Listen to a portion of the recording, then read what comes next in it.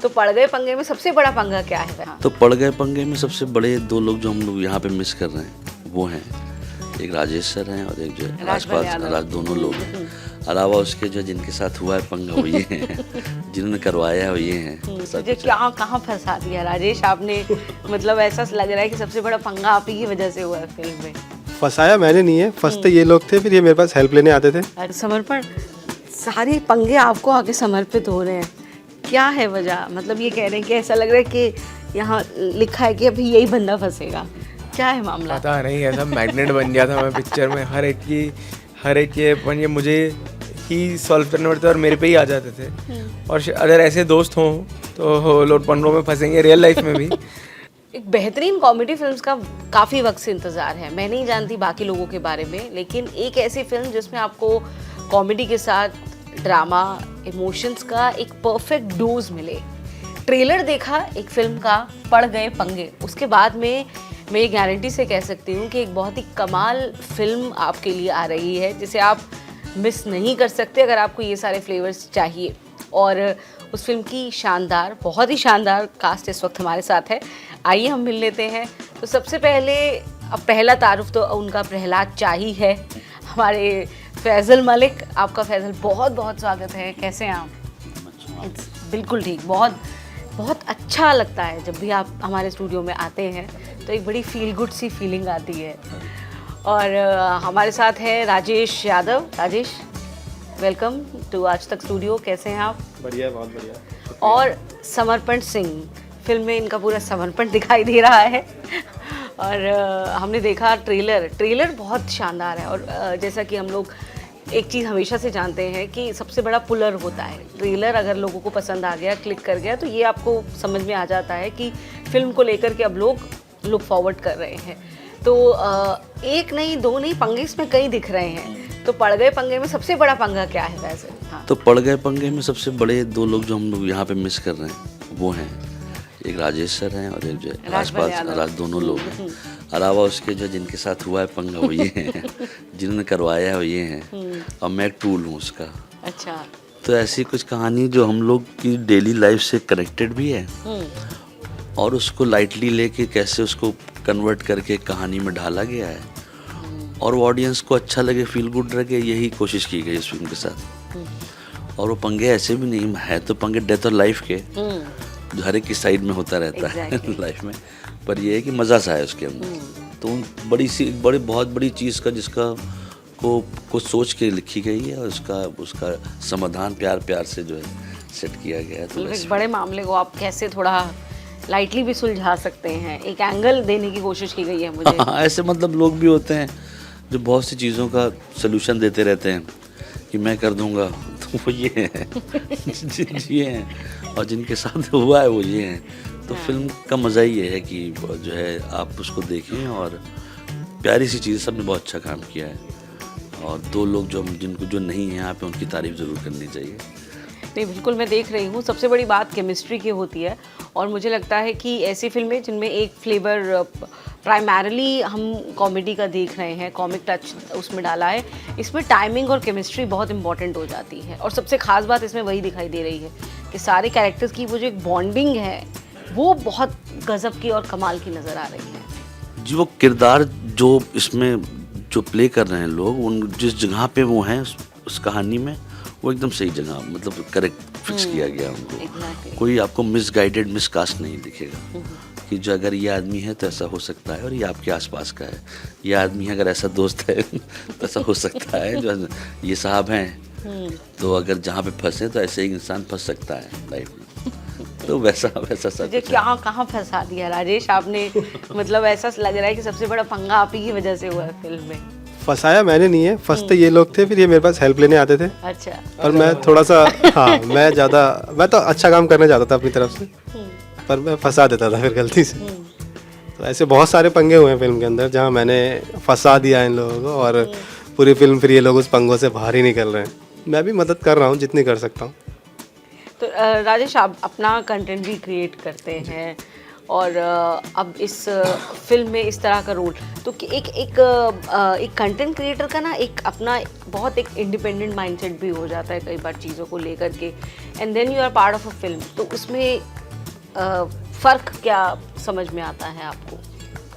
हाँ, मतलब content creator mostly सब अपने आप ही कर रहे होते हैं, वो शूट भी खुद ही कर रहे होते हैं, वो लिख भी रहे होते हैं, वो एक्ट भी कर रहे होते हैं। लेकिन जब हम ऐसे बड़े शूट्स पर जाते हैं तो वहाँ ईजी भी चीज़ें होती हैं, क्योंकि आपको सिर्फ परफॉर्म करना है, उसके अलावा आपको किसी चीज़ की टेंशन लेने की ज़रूरत नहीं है। आपको लिख के मिल जाएगा, आप उसमें कुछ एक्स्ट्रा ऐड कर सकते हो अगर आपको इतनी फ्रीडम दी जा रही है, तो आपको सिर्फ परफॉर्म करना है, तो वहाँ पे इतनी टेंशन नहीं है। तो एज अ कंटेंट क्रिएटर जब मैं शूट पे गया तो मेरे लिए तो और इजी थी चीज़ें, मुझे सिर्फ स्क्रिप्ट पढ़नी थी, उसमें मैं क्या डाल सकता हूँ वो डालना था और जाके एक्ट कर देना था। तो ये वहाँ पे राजपाल यादव, राजेश शर्मा, फैजल मलिक जैसे मतलब सारे धुरंधर एक साथ थे, तो तब वहाँ कैसा लगता है डील करने में, एक केमिस्ट्री सेट करने में क्या चैलेंजेस समझ में आते हैं?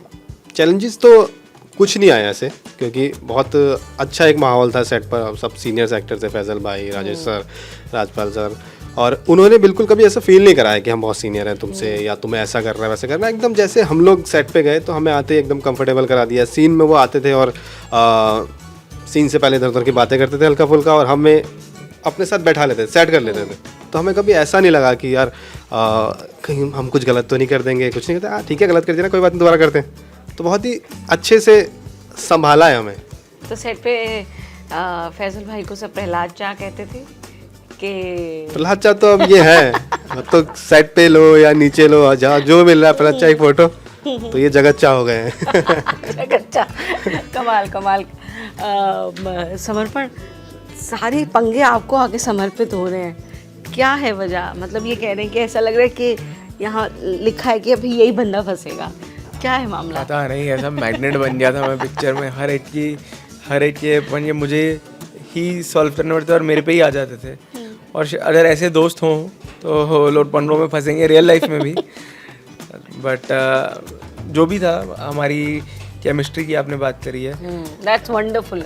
मतलब ट्रेलर देख कर के हर फ्रेम आपको एंटरटेन कर रहा है, and I think this is the success कि आपको ये समझ में आ जाता है कि आपको ये फिल्म देखनी है। तो मतलब उसका क्रेडिट सिर्फ और सिर्फ हमारे सीनियर्स को जाता है। मतलब इन्होंने हमें कभी ऐसा महसूस नहीं होने दिया कि हम दोनों डेब्यूटेंट्स हैं, न्यू कमर्स हैं और बड़ा कैमरा पहली बार फेस कर रहे हैं।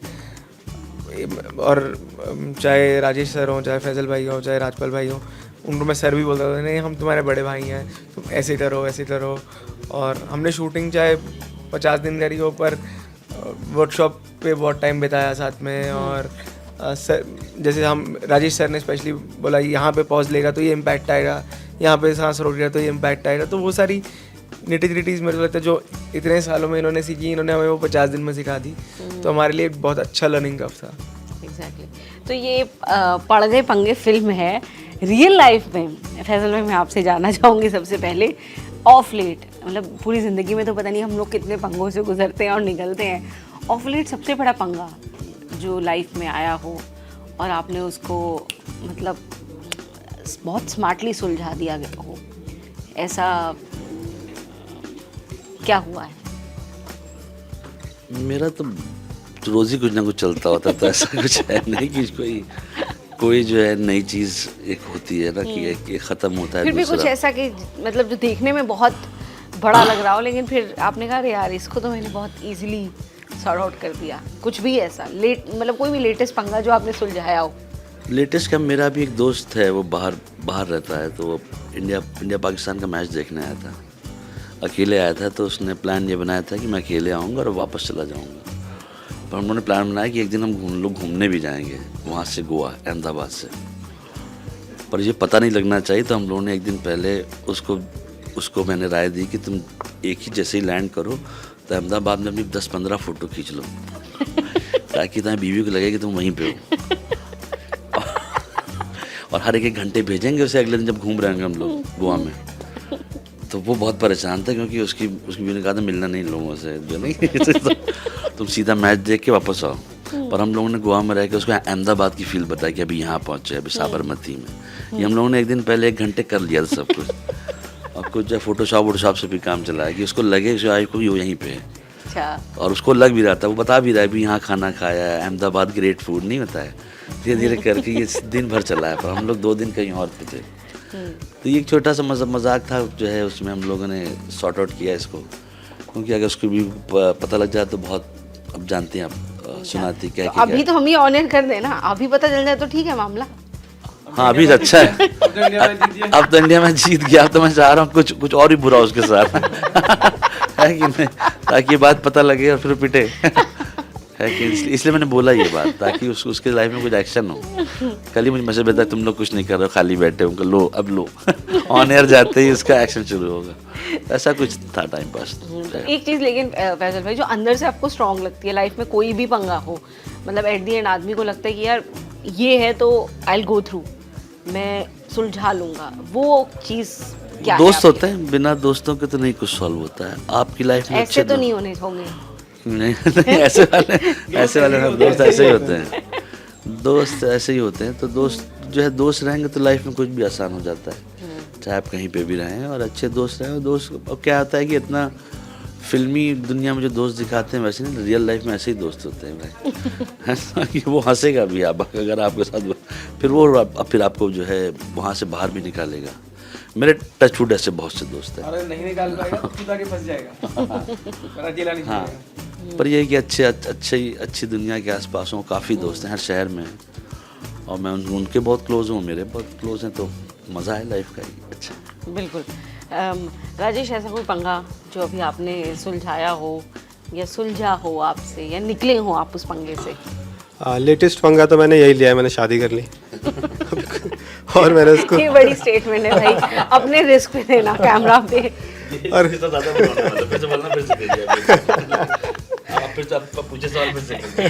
राजेश, सबसे बड़ा पंगा लाइफ में क्या पड़ा है? पंगा तो नहीं कहूँगा उसको, मैं कहूँगा हम पहले वाला बिल्कुल एडिट नहीं करेंगे, वो पूरा As it is जाएगा। और मैंने इसको सॉल्व भी कर लिया कि हो गया, सब बढ़िया हो गया, सब निपट गया। तो मुझे लगता है भाई ये बहुत बड़ा पंगा था जो मैंने कर लिया, और खुश हूँ। हाँ, बड़े पंगे होते हैं। तो चलो, इनके लिए तो शादी एक पंगा था, समर्पण आपके लिए क्या था? क्या ऐसा, किस पंगे से अभी आप ऑफ लेट निकले हैं? सबसे बड़ा पंगा था इस पिक्चर को हाँ बोलना क्योंकि अब इसके बाद जिंदगी चेंज होने का चांस है। भगवान करे जिंदगी ऐसी चेंज हो रही है, पंगा चंगा हो जाए।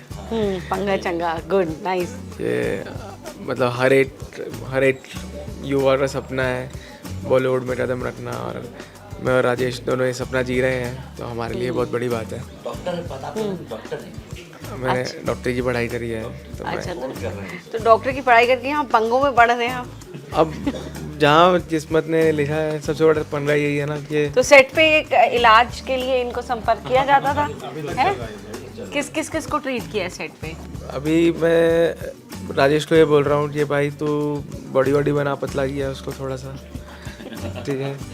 तो बाकी जोक्स अपार्ट, मैं खुद सिर्फ और सिर्फ पैसे लेके कंसल्टेशन देता हूँ, तो ये लोग पैसे देते नहीं थे सेट पे, तो इसलिए मैं इनको चूरन वूरन खिला देता था ठीक है। तो मैं उन दवाइयों से कमजोर हो रहा हूँ जो ये कह रहा था डाइट हो रही है तेरी, पतला हो रहा है तो अरे भैया, अभी वो एक पंगे से मुश्किल से निकले, शादी के अभी कोई दूसरा पंगा मत शुरू कर देना। फैसल भाई, ये जो दौर थोड़ा सा बदल रहा है, अभी हमने देखा है बहुत अच्छी फिल्में, बहुत बड़ी फिल्में भी समहाउ दर्शक जो है वो रिजेक्ट कर रहे हैं, मतलब देखने कम जा रहे हैं। मतलब अभी मेकर्स के लिए एक बहुत बड़ा चैलेंज ये हो गया है कि ऑडियंस को थिएटर तक ले करके जाएं।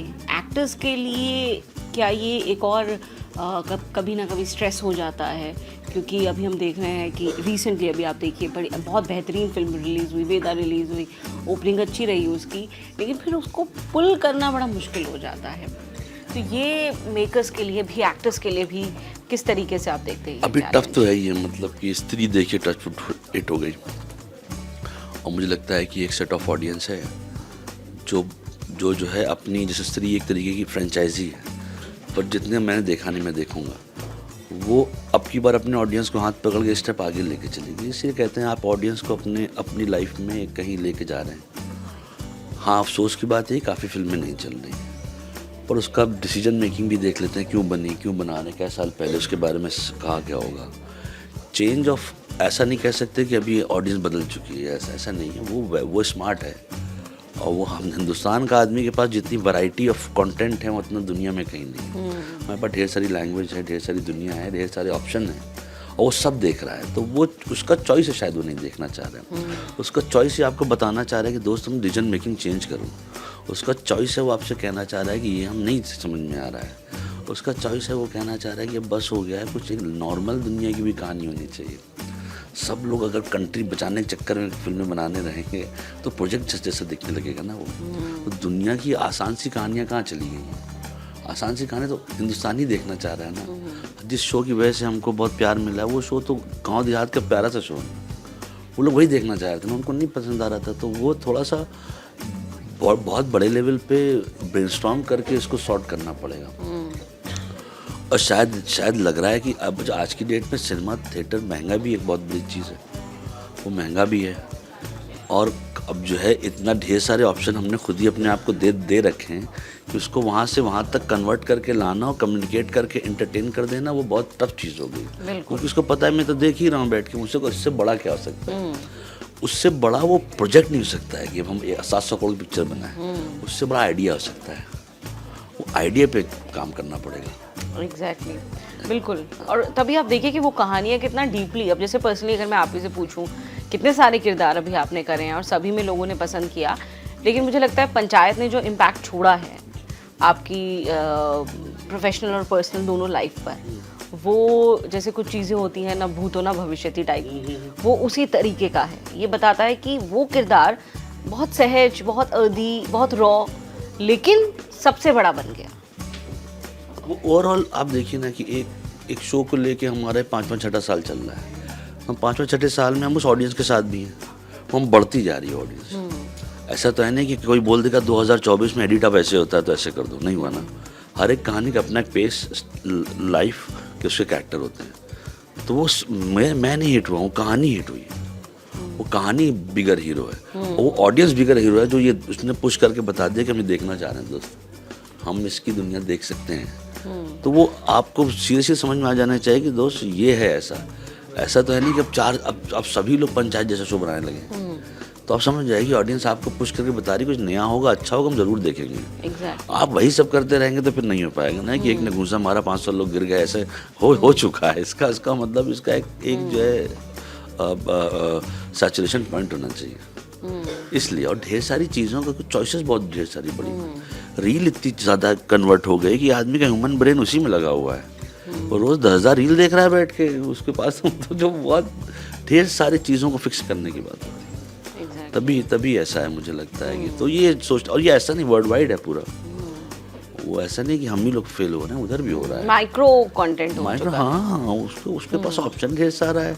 शायद कभी हम आपकी लाइफ में ऐसा ना हो कि कल एक ऐसा हो कि प्लेटफॉर्म आ जाए जो 2-2 मिनट की रील का सिर्फ खाली बनाए। मतलब आपके पास एक दिन में 4000 पिक्चरें आ गई 2.5 मिनट की थी, हम क्या करेंगे फिर हम लोग। बिल्कुल वो है तो इतना ढेर सारे में डिवाइड होना और उसको ह्यूमन ब्रेन से कनेक्ट करके करना, और पढ़ाई की बात है, पढ़ना पड़ेगा थोड़ा सा उसके बारे में और फिर ला के बनाना पड़ेगा। exactly. मुझे ऐसा लगता है। नहीं, बहुत ही वाजिब पॉइंट है आपका, क्योंकि वो ऑडियंस को रिलेट करना उन कहानियों के साथ आज की डेट में वो बहुत जरूरी। आप तो कंटेंट क्रिएट करते हैं राजेश, तो ये जो स्टडी है, ये जो बहुत बेहतरीन तरीके से बताई है फैजल भाई ने, तो इसे आप भी समझते होंगे। और अब आप क्योंकि फिल्मों में आपने कदम रखा है, तो ये जो खेल है कि आपको ऑडियंस क्या चाह रहे हैं उस हिसाब से रिलेट करना है। जैसे आप अपने डेली कंटेंट को कैसे क्रिएट करते हैं, तब आप क्या स्टडी करते हैं? नहीं, बिल्कुल सही कहा है फैजल भाई ने। जहाँ पे आप रिलेट करा पाओगे वहीं आप लोगों को रोक पाओगे, और रील में रोकना फिर आसान है। मैं अगर 1.5 मिनट की है तो मैं शुरू के 15 सेकंड भी एक रिलेटेबल जोक मार देता हूँ तो देख लेता है इंसान। लेकिन फिल्म बहुत अलग है। फिल्म आपको अभी भी ऐसा होता है कि इंटरवल से पहले अच्छी थी, इंटरवल के बाद ख़राब हो गई, तो 2 घंटे जो आपने फिल्म को बनाया उसको बराबर से रोकना पड़ेगा।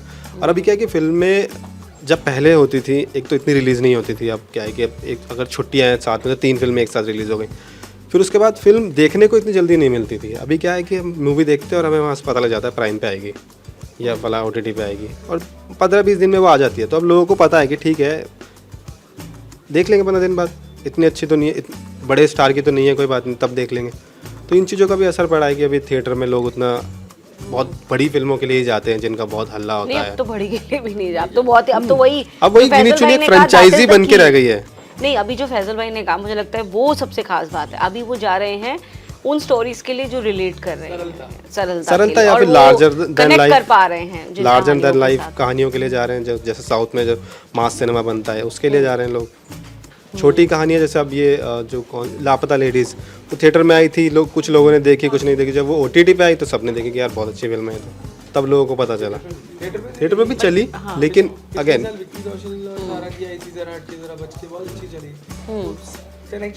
कनेक्शन एग्जैक्टली एक्चुअली हमारा देश अभी भी, अगर आप देखो, a large population lives in rural India, and हम जो सिनेमा आजकल बना रहे हैं वो बहुत अर्बनाइज्ड सिनेमा बना रहे हैं। तो हमारा तो वो कनेक्शन हम लूज़ कर रहे हैं। जैसे पंचायत क्यों चला, because we connected with the masses.